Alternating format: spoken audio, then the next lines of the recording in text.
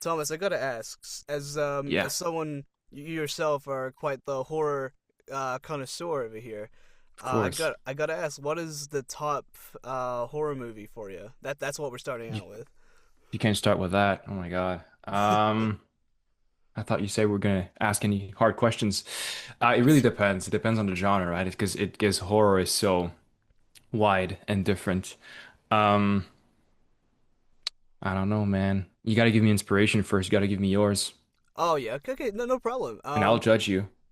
Please do. I would love to see. I think it's what you said. Like, it really does depend on the genre, but I think Yeah. what I keep coming back to overall is I don't know if this counts as horror and thrill. I think it is a bit of both, but I love Us by Jordan Peele. Like that's probably my favorite. Yeah. Yeah, that is a good one. You know what? I think I'll mention one of Jordan Peele's as well. I'm gonna say Nope, though. That's a good one too. Nope was special for me. Nope was special, especially the scene that really marked me was the one with the monkey underneath the Ooh. table and everything. Mm. That was special. And of course the shot of like I mean, no spoilers, but you know, the shot of the house with whatever's happening around it, for those who know, that was a really good one. I would say top four horror, I mean, you kind of have to mention the classics, the one that defined the genre. For me, Alien, the first Mm. Alien was a big one. Oh yeah. Um, just the definition of like a slow burn and a build up of what the creature you might think looks like or what it can do, the xenomorph. Um, Chucky was a big one for me Oh, I because love I was Chucky. absolutely Hell yeah. I'm terrified. so glad he's on the list. I'm so glad he's in the top Yeah. four. Let's go. And it just kind of like again did something different in a sense of it gave a personality to a slasher killer because you know you have the Michael Myers and the Jasons and stuff like that that were just like just cold killers and Chucky is so different, Yeah. which is very interesting. Um, I love Hereditary, modern That's classic in my opinion. also a good one. Ari Aster, he goes absolutely hard. And maybe The Exorcist. Ooh, The Exorcist is a good one. Have you seen Uh, that one? I have The seen classic. I have seen The Exorcist. That was one of the first Yeah. horror movies I ever watched. I was gonna Well, there say you go. I don't. My mom says Jaws was a horror, but I don't think that's true. Um, Jaws honestly is a fantastic movie, even if unfortunately the message that it leaves is just not great for the ocean life, of course. Yeah, But this movie is a spectacle and it does accomplish something incredible with, you know, the fact that the shark is like a robot, like an yeah, actual on-set thing. That's crazy. I wouldn't say horror. I think it's more of like a thriller kind of thing. yeah, maybe more that. Maybe more that. Again, it is built on tension. Yeah, Um, but there's a lot of segments that are not horror at all in the movie where you just spend time with these shark hunters on the boat for like 40 minutes. It has one of the best monologues I've ever heard in an older movie. It's interesting. I don't know if I would say horror, but it's like a summer blockbuster yeah. thriller thing. It just the vibes are immaculate, is what I'll say. Hell yeah. It's unfortunately, like, I don't know if you've seen like the Meg movies where it's basically Jaws except it's just a megalodon Jason instead of Statham. it's just Yeah, Jason Statham fighting like one I or love him. two megalodons. It's insane. Yeah, I mean, they don't take themselves too seriously in these movies, which is the goal, and I Yeah. always love that. I love a movie that doesn't take itself too seriously. I mean, in 2025, you saw the comeback of stupid movies with the Naked Gun. I don't know if you've seen that. I have not seen Naked Gun yet, but I've seen the Oh trailers. It man, looks really great. yeah, it dumb movies are back, and I love it. And the Meg movies are again just like summer blockbuster, fun, laid back, brain turned off sort of movies with Jason Statham. It's awesome. Hell yeah. Love it. Ah! Hmm.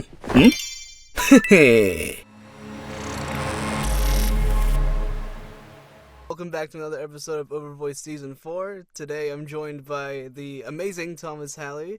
Thomas, would you like to introduce yourself, my dude? Hell yeah, thank you, Vikram.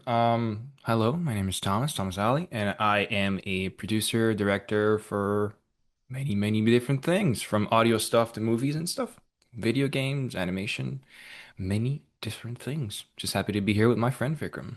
Hell yeah, I'm happy to be here with my friend Thomas. This has been a long time coming, so I'm really Yeah. excited. But dude, I'd love to know like what was your journey like into I guess producing. It's like because you started like from I guess you kind of still are indie as well. Yeah. What did you what was like the starting process for you? Like I'd love to hear your journey. Interesting. You mean like the very, very beginning, like how I Yeah, even understood what it was, sort of deal? yeah, I would love to hear Uh, the origin story if possible. Okay, yeah, for sure. I used to, I mean, how, how much in the past do I go back in? I think growing up, I've always been a storyteller, in the sense of I just loved creating stories and seeing people's reactions to stories. Sometimes for bad reasons. As a kid, I was a pretty good liar, pretty big liar, just because I love to create stories for no reason. I remember when I was like 9 years old, I went in front of the class as like an optional oral presentation, and I just spoke about my trip to Japan. I've never been to Japan. I've never been. Just I just wanted to see what would happen, you know?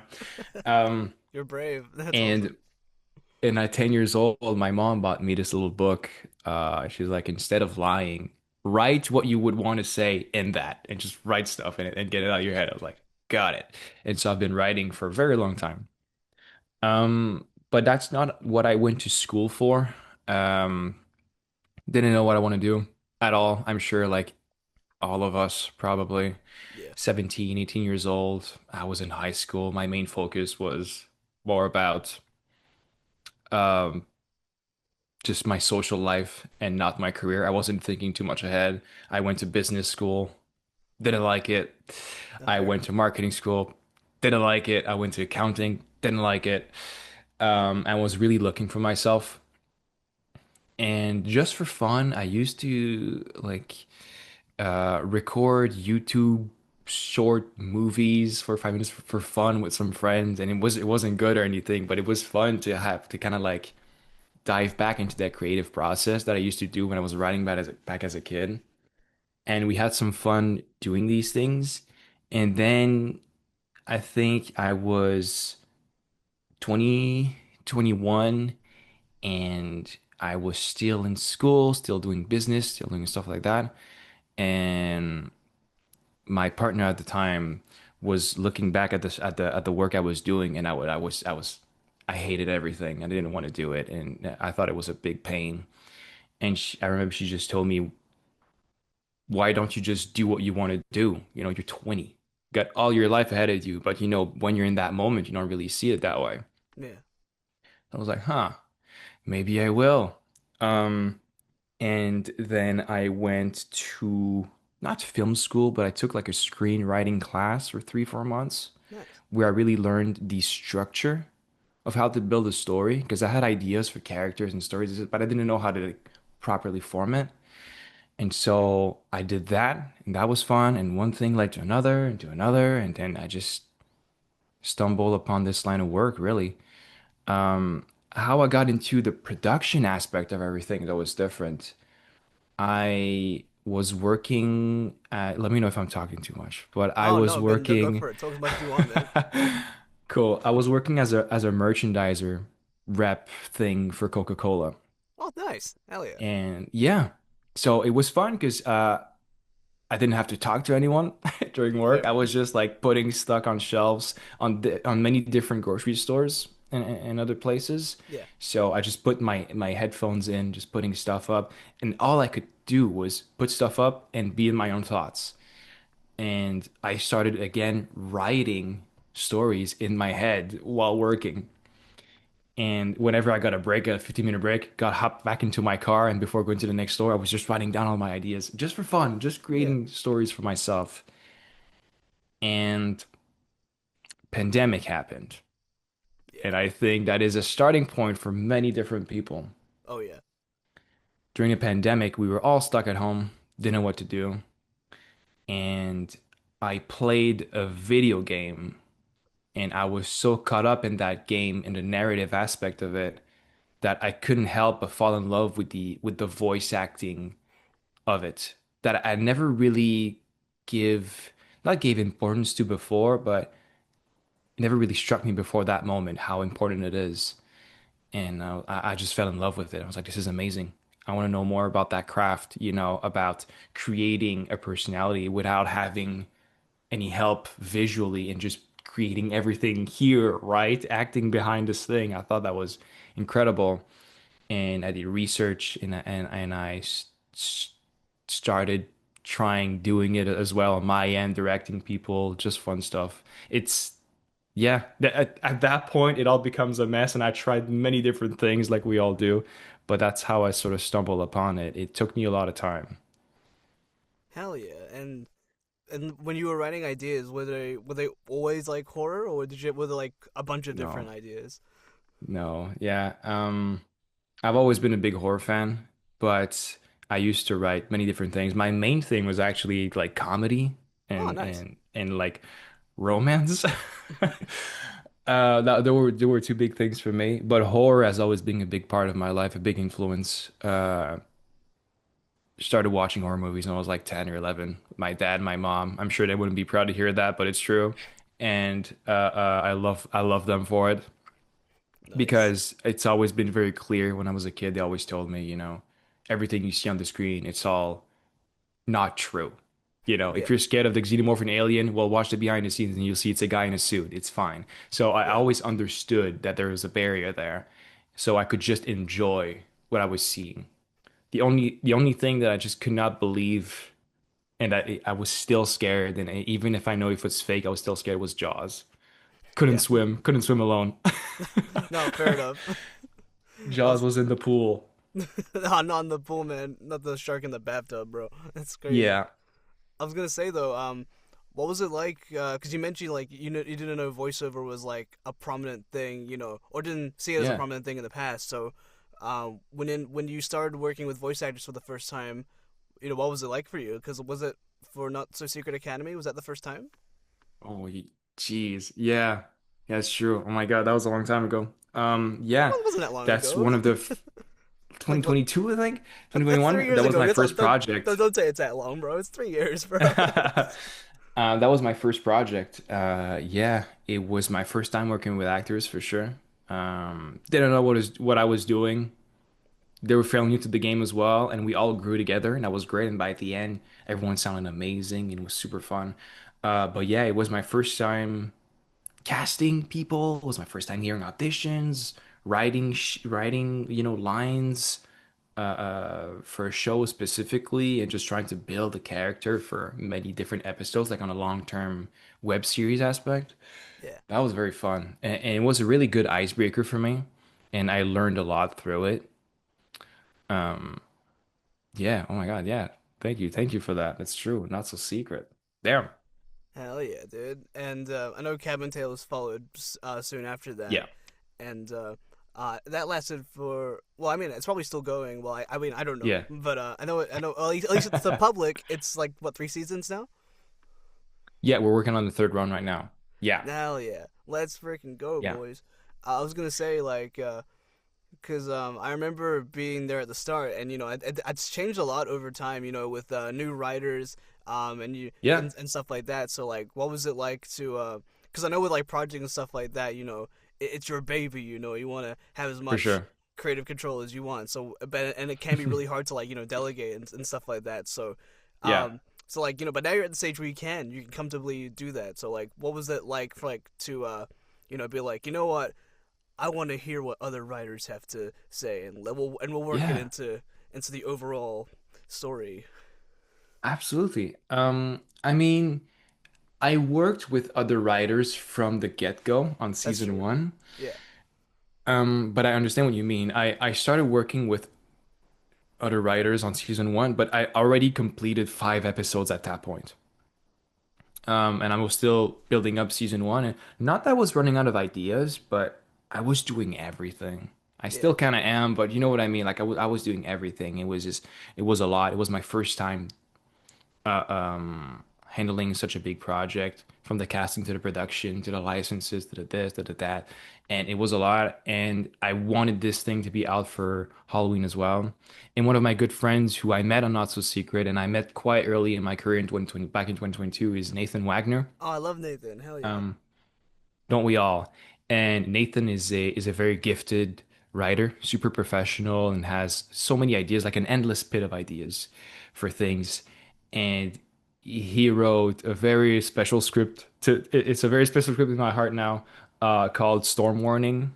Yeah. And he sent that my way, and he had no expectations. He was almost terrified of sending it to me. He was like, I bet you're gonna hate it, but here you go, just for fun. If one day you're looking for someone else on Kevin Tales. And not only was I did I love the script, I just loved the idea of having it on the first season. And that opened my eyes and the door to like, okay, it could be fun to get submission from other writers, read their script, and if I have any modifications to be made, we'll do them together and we'll make something great. But if I like the idea, that's what counts. And so that's what I kind of did. After that, I worked with Sophia Collins. I worked with Julie Bruns. I worked with so many other great writers on season one, then season two. Yeah, very fun. It was the best idea, the best thing I did to open the door to other people, because you can't make something great and not only successful, but make something of great quality by yourself. It's a teamwork. It always will be. And yeah, best thing I've done. Hell yeah. I'm really glad Nathan was like the turning point in that. Oh, he was. I've met him in person, so like it's super. I can. It's like I don't know. There's a little fuzziness, a little bias, I would say. But I do know. I did know before that Nathan. I don't know if he's graduated already, but like I know he took like film class, or was it writing as well? I believe something like that. I think so. Yes, yes. I mean, I don't know if it's writing specifically. I think it's just kind of like film Yeah, class. But I'll have no, he's to. always been really good. And yeah, I mean, Nathan, he's really quick, Oh yeah, right? So obviously scripts obviously would come naturally to him. I'm not surprised at all. And he does actually did a lot of research for all of his stories, hell yeah, that's which good. is something that sometimes people don't notice because it's so many fine details. But the fine details are what makes something so ambient and complete. You Yeah, don't notice it. That's the point. That's the goal. You don't notice it. Because if it wasn't there, you might notice the absence of it, actually. You might notice the opposite. yeah, But he did research on like location, on weather, wording, and how people talk. Listen to a lot of journalists and stuff, because it's all based on like a radio call, his yeah, episode. So he did a lot of research for that, yeah. It was. to match that vibe and that cadence. I remember listening when it came out, and like Yeah. there's not a lot of horror that talks about like weather phenomena and things like that. Yeah. It's not very common. So like it was like a fresh air. I don't remember like the last Yeah. horror that was weather based. Maybe I'm just blanking. I'm not counting Twister. Twister is No. not a horror. Twister. Twister. Yeah, and the day after tomorrow and stuff. Yeah. No, I remember when the first time I read the script, I almost felt like an imposter. I was like, oh, this guy is like really good. Damn.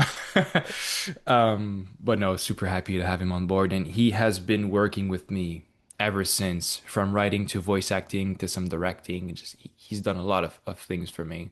Hell yeah. Love the guy. Very, Yeah. very, very important people. Very important person in my life. Hell yeah.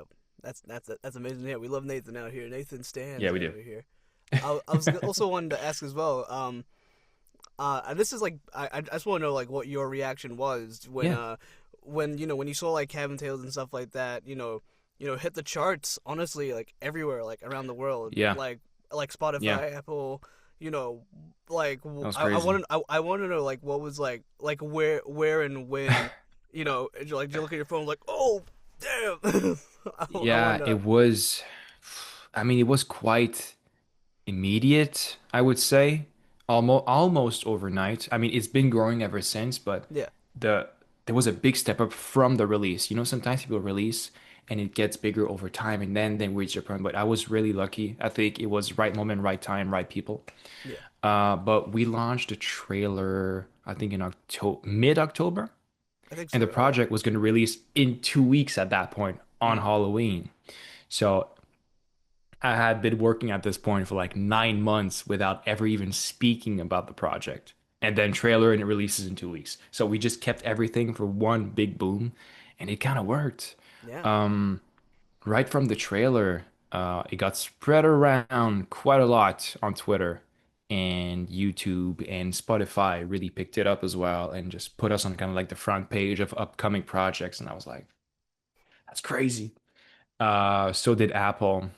That was really exciting. I didn't expect it, especially since it wasn't my first project. So I was ready for a humble beginning. Um, and there's no shame in that, and I love it. I love to build something. I don't believe in overnight success, but I was really lucky with the launch of Yeah. Cabin Tales, and I'm Yeah. lucky that people stuck around. Hell yeah, man. And I guess with overnight success, like, is what's that quote? It's like you have to like it's like I'm probably butchering it, but like it's always like you have to like work like 10 years or something to become like an overnight success. So like it's Yeah, not super common yeah, to like hit the ground running, but I definitely think Cameron Hill is definitely did, at least when it was announced to the public, and like that's a yeah. rare thing. You should be very proud of yourself for that, Well, genuinely. thank you. And it's I still mean, I holding think we strong, all so are. We're a big team. hell It's yeah, a dude. teamwork. And Yeah, I was gonna say like with moving from like purely audio to Redbox, which is like a whole film. I know you yeah. probably can't speak too much about it because it's not out yet, but like, but like, I wanted to say like, what was like the transition like from audio only to visuals and audio at the same time? Because Yeah, I guess it kind of went back to your roots a little bit when you started. You said because you started for making sure. films or something at the time. Yeah. So yeah, I would love to know like what that was for you. Yeah, for sure. I mean, you said it. It's what I initially learned, and what I was working on back when I was younger, and it's also the media that I consume the most. I love Cabin Tales and I love audio series, but I watch much more movies and Yeah, stuff, of course. Um, so Redbox, I knew what I wanted to do. I had a vision for it, but the work was intense because it was a very demanding movie. I had a very specific vision for it. I wanted to do my own twist on found footage because that's what basically Redbox is. It's similar to, it's in the veins of Cloverfield, Blair Witch, all of that. It is found yeah. footage through a GoPro. And we went and shot the movie in like a deep, dark cave in Kentucky. It was very fun. That was intense though. That was intense. That was a really, really cool moment. But yeah, it was different in the sense of the work at hand in post-production. That's where the magic happens. Post is where the magic Oh yeah, happens. A lot of work. A lot of work because every single frame, every single moment needs to be filled with something on the screen. Whereas for audio dramas, get subtitles in and just focus on the audio and you're fine. Because a lot of the work of audio dramas is imagination.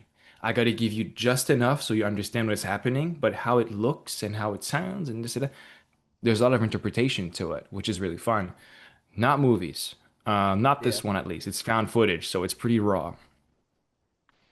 But that was a lot of fun, but a big load of work, for sure. Yeah, no, I was gonna say because at least in your casting seat, with receiving Hmm. voice auditions, and then I can only imagine it was like self tapes for Redbox. What was Yeah, like it must have been like different because like obviously with like voiceover it's like I don't know at least I don't know what I don't know if all directors do this, but sometimes it listens like a few seconds and just skip just like that. But I know with self tapes it can be kind of yeah, similar, if not the same, which is kind of crazy because I think self tapes require a little bit more greasework because like you need like a reader yeah, and all that stuff, and it's not like yeah. you can just pump it out like a voiceover audition. So like reviewing that, like what was that like for you? I gave for the auditions, there were a lot of the characters that it was mostly. them talking to themselves. I was taking scenes that didn't have a whole lot of back and forth to do. Oh, cool. Okay. Um, Maybe one or two lines just to see how they react to it back and forth. But aside from that, I was really focusing on not the voice, not all of that, but the personality. Mm, Do I see the personality? Does it shine through your act? Um, for example, there's a character called Austin in the movie, and Austin is quite a bit of kind of like a confident, jockey sort of guy. But I was also looking for natural charisma and for leadership. And that's not something that you can direct or explain. yeah. You just kind of see it. And that's how I sort of like selected my talents. I was really looking for the personality, not much else. I didn't have any pre-made assumption as to what the character should look like either. Not any of that. I was really just looking for like it was one of the cases of I'll know when I see it. Yeah. And I did. I'm Hell super yeah. happy. I also had a lot of help though in casting. Um, I had the help of Morgan Barry, Oh, a nice. fantastic casting director and voice director who helped us on a few scenes. Um, and Sam Slade. Sam Oh, Slade hell did yeah. a lot of work Love for Sam. us too, and gotta love Sam. I've been working with Sam for a couple of years now. You know, they are the official casting director for THP. Hell yeah. Let's Um, go. and yeah, I mean, without these two, I wouldn't have found the talent that I have on this movie. I'm just really happy that it happened, especially Morgan. I was in my very humble beginnings of my career, did not expect anything, and I got lucky again. You know, you got to be in the right place, right moment. But got received the email, and we just went with it, and it worked. Hell yeah. And this is totally fucking random, but you Yeah, mentioned what's like up? you mentioned like Blair Witch and stuff like that before, like the Yeah, found footage films. I was like, oh man, I forgot to talk about Unfriended. I fucking love Unfriended. Have you seen that? Unfriended. Yeah, Yeah, is that the one on the Skype call? yeah, that's the The one. one? There's two of them. Yeah. Uh, That one, it's still a mystery to me, this one. There are some bits of that script and that story that I still don't get yet that I would have to revisit. yeah. Um, I know the first one was it heavily improv based. You can kind of tell, but like mhm, it's I think it worked because like of how yeah, because like on a Skype call, you know, it's supposed to be like unhinged, you know, like very yeah, very natural. But like absolutely. it was crazy because like that film like never escapes like the world of Skype until like the very very end. And I think with the second Yeah. one, they kind of went in and out, which was a little weird, but wasn't bad though. The second one is it the dark web The dark thing? web, yeah, That is, yeah. More familiar with the first one. I did see the second one, but I think I saw the first one two times. yeah, Yeah, pretty good. I mean, for me, when you say found footage, I think the obviously kind of like the best example for me for that one is really Blair Witch, yeah. honestly. But yeah. I was gonna say By as the way, well. Oh, did you hear the do you hear like the vacuum in the background? Is that okay? I don't hear the vacuum at all, actually, so you're good. Cool. Just making sure. I was gonna say as well, because I can only imagine as someone who's infatuated with horror and has been on the internet for a while.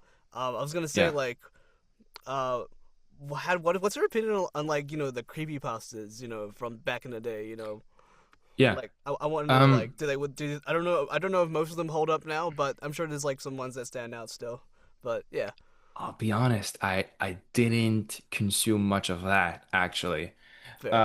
The creepypastas were little before I took interest in internet horror. My big introduction to internet horror was um, honestly the Mandela catalog, I think. That's a good one to start off with. To Um, be fair, and I found out about that series through my one of my great friends, Ty Osborne, who was working on it at the time. Because before that, I didn't know anything about internet horror at all. Like I saw the backrooms, sure, we all did. oh yeah, Um, but then Tyler, who was working on that, showed me what Mandela was. I was like, oh wait, enjoy the concept. That's really fun, you know, like the analog horror aspect of everything. And analog horror is now such a big part in internet horror. It's basically everything about it. Um, and I took a bit of that on my own movie as well because I thought it was such a an interesting new take on horror that the big movies are not doing yet. Yeah. Skinamarink, do you know Skinamarink? The name sounds familiar. I don't think I've seen it Do you know though. Skinamarink? It it's one of those mixes between like found footage and an analog horror that is basically the starting point of what big movies could do with internet horror. Is what I'm trying to say. I know it's a little messy the way I explain it, but it's also a good inspiration for me. What, however you enjoy or don't like the film, it really did something very interesting and different. Yeah, And I because always enjoy new stuff. with some of the bigger like production companies out there, they sometimes they don't always make the greatest horror movies. Like I don't even know what Slender Man was. Like I knew what the game was, but like the movie The game, though yeah, yeah. was oh God, that was awful. But I haven't seen it. I don't know. I don't played do the it, game man. though. Save your time. Do not do it. Although I will say though, if you want to like ironic enjoyment from like horror movie, you know, I totally recommend like the Pooh, Blood and Honey, like that Oh, I've seen series. that. I Have you mean, seen it's it? again, it's not taking itself seriously, of course. It's that movie as was made. I bet that movie was made years before, and the second that Winnie the Pooh was Oh like yeah, absolutely. officially public content, they're like, okay, let's release the movie now. Did you see Um, did you see the second one? I haven't seen either. I want Oh, to though. I want to. okay, Is the so main character the little kid from the cartoon? yeah, Christopher Robin, yeah, Yeah. it's a different setting though, but I will say the first one is a little rough. I won't lie. They're starting out, so I get it, but like Yeah. there's a lot to enjoy. However, the second one has improved a lot. Like it really Really? because they got so much Cool. budget from their first movie. Like they invested like not too much, but a decent amount where they can still like make it really Yeah. good. But also, Yeah. well, I say really good. It's still ironically enjoyable, but like better than the first, and like still like get a lot. And they're making like this whole cinematic universe of like public domain Yeah. characters and turning them into horror. I think they're probably gonna do something with like the public domain Mickey at some point. But It's what I was gonna say. Aren't they making a Mickey Mouse thing? I I think think they so. are. Yeah, I wouldn't be surprised. Yeah. I'm just trying to remember like what Yeah. exactly is in the public domain. There's probably like lots of things. I know recently there was Hmm. this is like outside of horror. This they made like some people made like a public domain royalty free game, 100% public domain royalty free, and like Smash Bros kind of game. And it's like it's really Really? yeah. This is like recent, but it's like super accessible, and it's like it looks like so much fun, and it's like. I don't know. There's something about it, like having everything be public domain, 100% royalty free, like the music, Yeah. everything. It's man, it's insane what the creative mind can do. So like I have a lot of respect. So I'm definitely gonna play that at some point. Smash doesn't get old, to be honest. Smash is It's just not. I was gonna say how many versions of it we it's all good. Well, I'll play them all. I was gonna say I we're even played we the we're, Flash version. oh dude, I fucking love Super Smash Flash. That was actually my first Smash game I ever played. Oh, Then really? yeah, then the official first one I played was probably Brawl, and then four and Ultimate. I haven't played the first one or Melee yet, but I would love to because I heard Yeah. Melee is fucking nuts. So I gotta play it. Did you listen to creepypastas? I did listen to creepypastas growing up. It was well, listen, but also see because like some of them were games, Hmm. but I know a lot of them at the time you could just read them on like the Wikipedia on like well Yeah. the fan wikis some and like some of them are horribly written like you got Sonic.exe that one's just horribly written written but you Mm, got your classics like Slenderman, Ben Drowned, Jeff the yeah. Killer so like I think as a kid, before I was like allowed to watch horror movies, because it's like a rating system, and my parents did not let me watch horror movies because they themselves do not like horror movies. Yeah. So like that was like kind of my introduction to horror. It was through those creepypastas. And the majority of them are not scary, to be honest. No, I think to children they might be more scary, but I think when you get older, it's like, no, oh, all right, okay. But wasn't all then that. wasn't all that. But sometimes the writing Got it. gets better, and sometimes it doesn't. like I know with Been Drowned, that's like the cursed like Nintendo console with like the really creepy Link face. Um, Yeah. like that one had more writing to it, but then it just nothing happened. So like it was weird. Mm, But I did want to ask though, because yeah. apart from like horror and films, you also work on like animation and video games. So Yeah. like what was like stepping into like that realm as well? Because I know for animation it's Skobeloff, and for video games, um, I think you helped out with Me-Side, I believe, and Yeah, I did Misa, yeah. and a recent game I believe that was in Canada. I think is that right? Yeah, I mean, I am. So I'll start with animation. I do work on Scobola Forest. Scobola Yeah. Forest is just kind of like an indie animation, comedy, horror, musical. It's super fun. Very different from not from the rest of the indie animation because they're all so different. They all have their own flavors, but it's not something I've ever worked on, really. Um, so it was a really new, fun challenge, and the people behind the show are so creative and passionate and fun to be around. Olivia, Yuri, all of that. A very great show. Super fun talents too. We're working with some of my favorites, and so some are bigger names, so some are more up and coming, and they deserve just as much praise for the work they're putting in. Angie Min Mm. is fantastic. Um, we're working with Valeria Rodriguez. We're doing Annalisa Fisher, Alejandro Saab, Ty Osborne, Nick Wolfhard.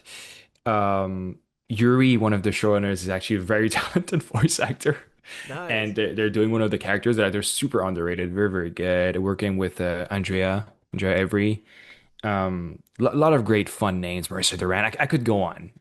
But the show is very, very, very fun, and I think it might surprise people once it comes out because it is definitely a different way to tackle like a musical Mm. through the creepy horror things that are actually turned into a joke with the comedy aspect of it.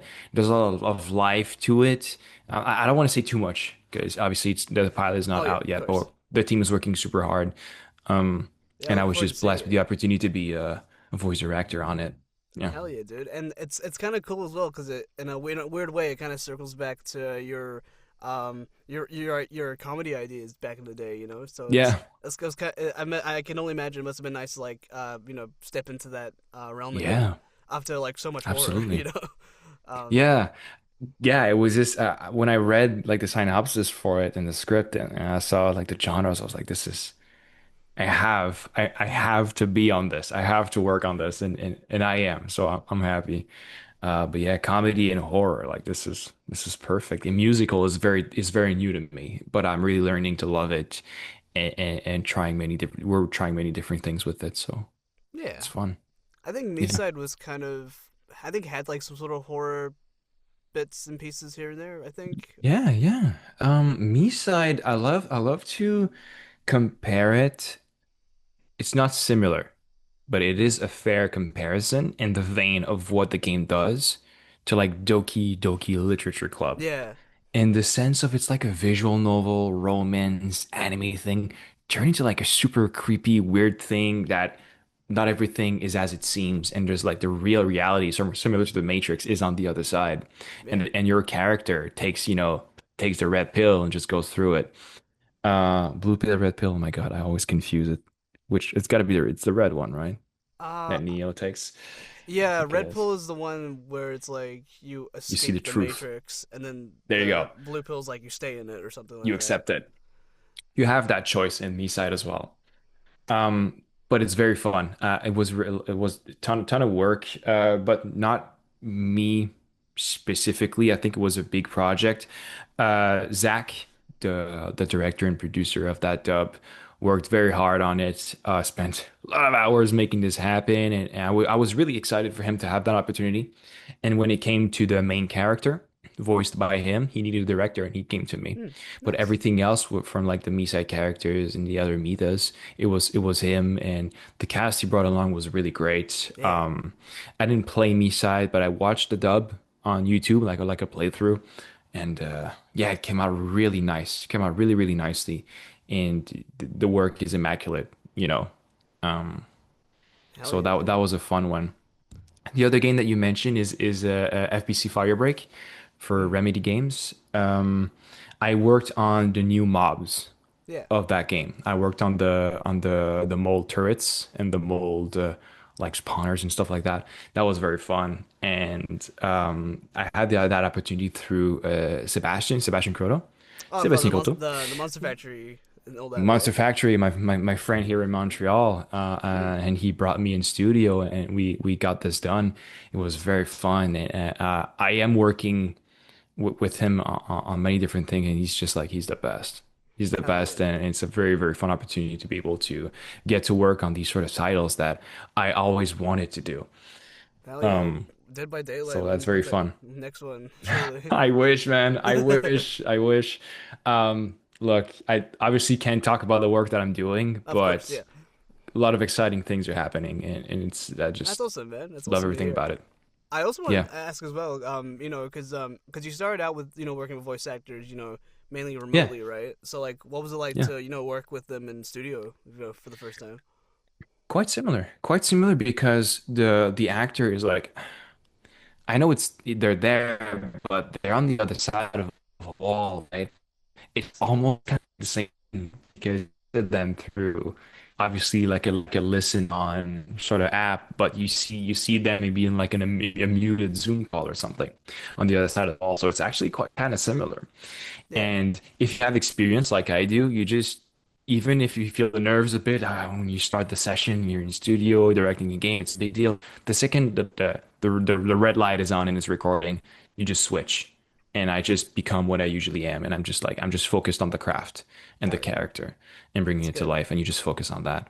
So not much difference to me. Maybe more traffic, Not fair enough. but the studios are very impressive though. So that's always been really cool. That's always been a big factor as to when there is a big talk in remote work, not remote work, studio, all of that, and I get it. But after seeing it with my own eyes and seeing what studios can look like, I can somewhat understand for like the They're bigger quite cool. titles as to like, maybe they're looking for a standard for everything instead of working with Yeah, many different mics. It's mostly about the continuity. It's just easier for the team, no, for sure. which I get. But yeah, very fun stuff. Hell yeah, man. I know And you've done a lot of on studio work as well, no? yeah, I've been doing more in studio recently, which has been really nice. Yeah. I mean, first time I was ever in studio was like 2021, 2022. But otherwise, it Wow. was more. I would say like maybe 70% remote, 30% in studio. But I mean, I'm in the process of moving to LA next year, so hopefully that will be more. It'll Yeah. be more in studio and less remote. But we'll see. I mean, I'm open to either or. It really doesn't matter. But Yeah. it'll be. Moving next to your bricks is gonna be a pain, no? You're gonna be Oh, okay? yeah, it's Try gonna not be to a think pain. about it. I'm trying not to think about it. I think. Well, I mean, Yeah. this will come to LA eventually. But I think for like Yeah. the first maybe 1 or 2 years, I'll probably not bring it because like I'll have to ship it for like a boat or something. Because like Mm. there's a lot. But the good thing is when it does eventually arrive in LA, there's so many people who know how to build studio bricks over here. So like Yeah. setting it up will be really easy. Although I am not looking forward to like tearing it down, taking it down and packing Yeah. it away because building is already a hassle, man, especially for the first Yeah. time. But but yeah, otherwise, it'll be kind of nice to go back to like my original home studio booth setup with like Yeah. because I still have it, so like it'll be nice to get back into it. The only thing I'll be missing out is light because my light was so dim it just wasn't working. So like this is like I'm actually working in light Mm. more often these days. So it'll be nice Yeah. to read back in the dark again. That'll be kind of funny. But It's but cool. hell yeah, man. But And if for you move in LA, are you gonna I mean I would assume you know a ton of people there, right? yeah, I visited in Yeah. August. It Yeah. was great. It was a super lovely time, and I felt like home over there. I felt like the community was really strong. That's good. It's what I Cool. was missing from being in NZ. Which I love NZ still. I still very much do. But it's small country, Of smaller course. community, so like it happens. Yeah. No, and I cannot relate better for me, Montreal, you know. Almost all my connections are kind of like worldwide, and not a lot of them are local because the local work here in Montreal is mostly French, Hmm? or gate kept. Oh, damn. Anyway, No, I but feel yeah, I that. mean, It's also gatekept Tyranids sometimes too, so I feel that. so I understand the feeling of like the community in Los Angeles. No, definitely, I'm sure you've right in, and I think that's awesome for you.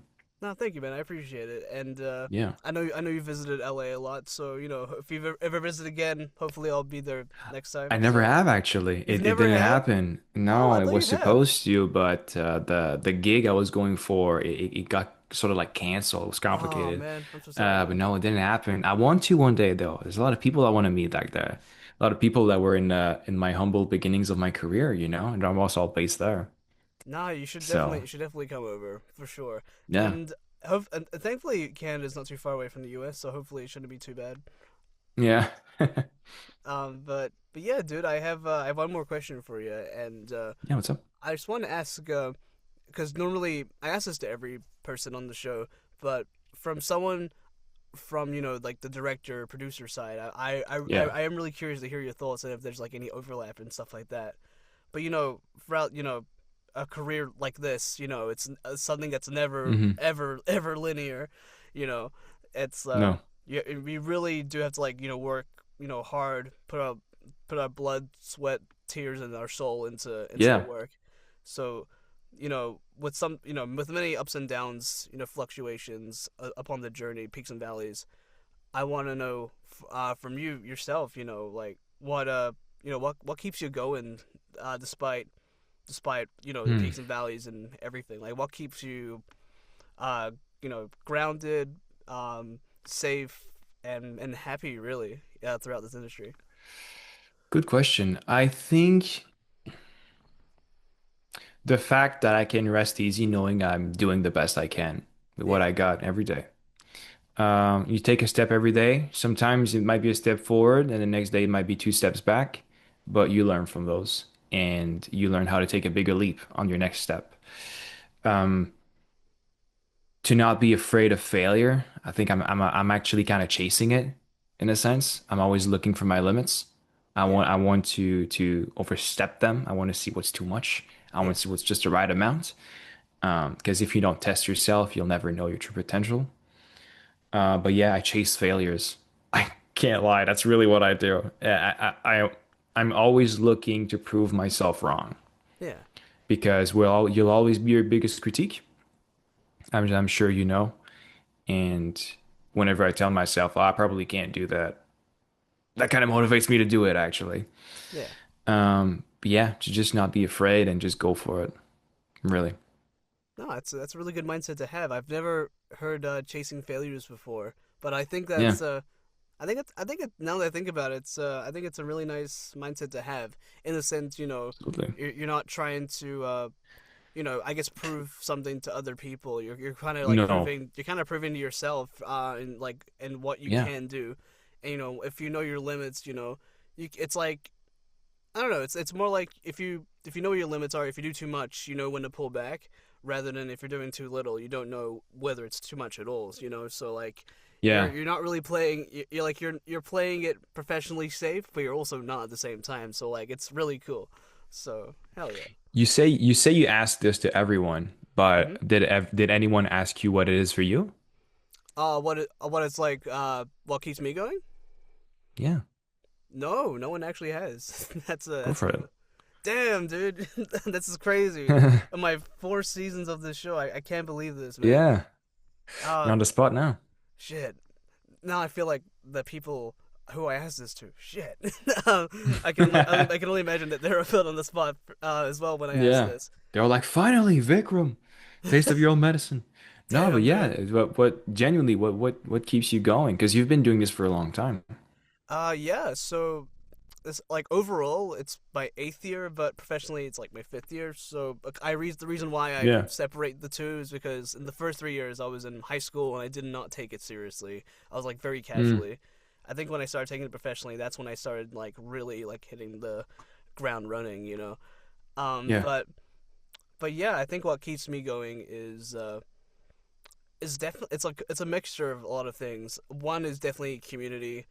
If you're ever like, feeling happy or feeling sad or whatever you're feeling, I think it's best to, if you're able to, just have share with a community or or at least close friends that you can rely on, because like keeping stuff inside, whether that's something good or something you're ruminating on for a long time, like that's never not a great idea. So having Hmm. it having it definitely, like having it out there and people keeping you grounded and things like that. I think that really does help me a lot. So I like to surround myself with lots of people. So no matter who they are and where they come from, it's like I'm not chasing people who are like the big wigs or anything like that. Like that's not how you should see people. But Hmm. another thing I've adopted, and like I want to say recent, but it's been like I would say maybe like 1 or 2 years now, is Yeah, because when you do this for a long time, it's like you start you end eventually you'll start thinking things like, damn, am I really good enough? I've spent so long, like what's of course. happening? Yeah. Like what am I doing? Am I doing this right? But I think what helps for me is adopting that beginner mindset, in the sense Hmm. that you should always approach it, as a beginner, no matter where you are in your Oh journey. yeah. Yeah. So You like, always learn. exactly, man. And there's no like ego, like whether you think you're less than someone, or on the opposite case, if you think you're above someone, like it should never ever be the case. You want to have that nice middle spot. So that's why I like to approach everything as. And yeah, and I guess the third thing is honestly going outside and doing other random stuff. I think that definitely, Living a life. yeah, living a Yeah. life outside of work, because I think for like the first couple of years I was definitely super work focused, and while it did bring me a lot of success, when you're in that sort of phase, you don't actually see it as a success. You see it as like just milestone after milestone after milestone. So like, I think, So as a checklist, you would yeah, say? like a checklist, and you don't really Mm. you don't really have spend time to like appreciate it all that much when you're like in that sort of zone. So when you step out of that zone, and you actually like have time to like relax and do other things like play games or just Yeah, go outside or do other hobbies outside of work, and you can come back and refreshed, I think you can really just appreciate what you do more. And I think that's for something sure. I learned a little bit later in my life, but I'm still, like I don't use this as an excuse, but like I'm still relatively young-ish, so like I obviously have so much to learn and Yeah, grow, you I do. guess. I'm not Unk yet, so when I get to Unk, then maybe we'll talk about that. It's probably be a different conversation, but yeah, no, it's like It's interesting. You're th- 24, three. 23. It's funny. I saw something about this recently where someone was going through, let's say, like a TED Talk or whatever, and they Mm-hmm. were asking the questions. And they were like, I'm 24. I feel like a failure. I don't know what I'm doing. What should I do? And the person doing the TED Talk replied, okay. And if, let's say, you're 30 and someone of 24 years old approaches you and says exactly what you just said to me, would you say, yeah, I agree? You ruined everything. You missed your chance and it's too late. And they were like, no. Well, there you go. You're young, you're 24, you got time. And so basically that's how you should see it. There are no deadlines. It's not a sprint, it's a marathon. Yeah, And everyone has a different journey. exactly, We spoke about a little earlier about overnight success, but it's 10 years of work right before it and in the shadows that you didn't see. It's similar to that. Just put the work in, and one day you'll be at the right place, right time. If you put exactly, the work in, because it is, yes, there is a luck factor, but there is also a working hard factor. You got to be in the right place at the right time. That's the luck factor. But now exactly, that you're in that right place, did you put the work in, and are you going to capitalize on that chance or not? exactly. It's like So it's a whenever mix the of both. So just do your best. exactly, man. Whenever the opportunities come, whether you're ready or not, whether you book it or Yeah. whether you just do a really good audition and don't hear anything back, it doesn't matter. Like I mean, you still got the opportunity regardless. You should always you just appreciate gotta you that. just gotta always give it your best because you can't you can't worry about things you can't control. Exactly, and For example, the reaction of a casting director to your audition. Just do your best. exactly, and like in this industry, there's like almost everything is like out of our control in terms of like what actually Yeah. books us. Yeah. You You tell know what I me. mean. So it's like, Yeah. so it's like don't don't judge your worth, but also don't well this is something I had to learn as well, like not to like base your worth and your own merit of your based in like your career, don't base your entire self-worth on like something Mm, that's like not even like fully in your control, if that makes sense, because like if you do, at least in my experience, you'll just end up going insane and it's not great. So yeah. it's Comparison can be a pretty big toxic thing as well. yeah, Comparing yourself yeah, to competition, you can be quite harsh on yourself. So just be kind to yourself and do your best is not for literally what sure. we should all do. It's really interesting because like voiceover is anything in the arts is inherently competitive because it's like Yes, it's of it's course. by it's by I guess by gig culture, you book or whatever. But I think the thing is, I don't think you should ever like see your friends and things like that as like competition to take out and stuff like that. It doesn't work like that. That's a horrible way to think. You should Yeah, think it. You gotta celebrate people's success because people deserve to be celebrated when they can because they've worked just as hard as you, if not harder. So that's what I was gonna say. so Yeah, you gotta just be kind. Just do the work, and then your time will come. That's what I've come to learn to accept, and I'm pretty sure a lot of people can kind of relate to that as well, especially when you do this for 100%. a long time. Because some people hit the ground running and are like prodigies and stuff like that. It's Good crazy, on them. and good on Yeah, them, honestly. But a lot. yeah. I think majority of people take a while to get there, and especially And if you're like remote, remote. It really does take a while. So but as long as you put the hard for work, sure. I think that beat because I think in my opinion, I think hard work beats talent like any other day of the week. Because talent can only get you so Absolutely. far, but with hard work, you can get to exactly where you want to be, and the thing Yeah. is, it's like at least for me, it's who's to say you can't do what other people can do? You just gotta find out how to do it, and then something right for you will come. That's the way I see it, at least. What you just said was quite similar to a quote of the great Stephen King that Let's said go. that talent is cheaper than table salt. And what he meant by that is that the difference between a successful creative and a talented creative is just a lot of hard work. And I always found that interesting. It's in the sense of saying you can do it too. Yeah. No matter your starting point, put the work in. You can do it too. You can reach everyone's level because we at the end of the day we're all human and we all have infinite potential and you can do whatever you want in life. Seriously. No, exactly. Um, I yeah. appreciate that, man. It's and Stephen King definitely knows his table salt, if you know what I mean. I know he was so much table salt when he was writing it. Holy shit! but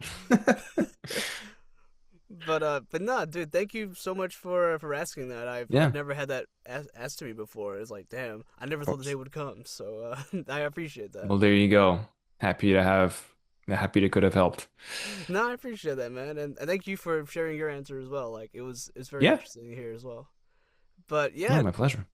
I was gonna say like this interview comes to a close. Thomas, thank you so much for taking time out of your day to come do this with me. I really appreciate it. Yeah, thank you.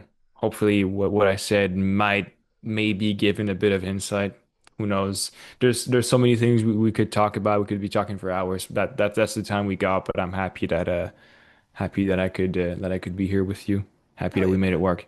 Of course, man. Happy to talk to you again. It has truly been a while, so it's Yeah. I'm truly happy. And dude, Yeah. where can people find you? I can put all your socials and stuff in the description below. I'm pretty much I would say everywhere. I'm on Twitter, Instagram, LinkedIn. Hell Can yeah. find me there. Got a website, got some stuff. Yeah, just write my name, and I think I have a pretty unusual name. You can usually find me. I was gonna say like I had all the socials, but I gotta add all the THP stuff, and then I gotta add all the Cabin Tail stuff and all the Redbox stuff. I'm gonna add All of everything, it. bro. All of it, Add everything. every single Add piece. everything. Cool. Hell yeah, man. But All Yeah, right. seriously, thank you again for coming on, and My thank you pleasure. guys so much for watching. And we'll see you for the next episode, which I believe should be the season 4 finale. So yeah, yeah, dude. Can't believe you didn't pick me for the finale. Oh, I mean, I can always rework it. I can just edit this out and rework it. it's fine. It's too late. Damn Heart it. is already broken. Hey, All hey, right. if we run it back, season 8, finale. Let's freaking The go. continuity, like the Billie Eilish interview. I'll come back every year and we give each Oh, other updates as to what is our follower count. oh my gosh.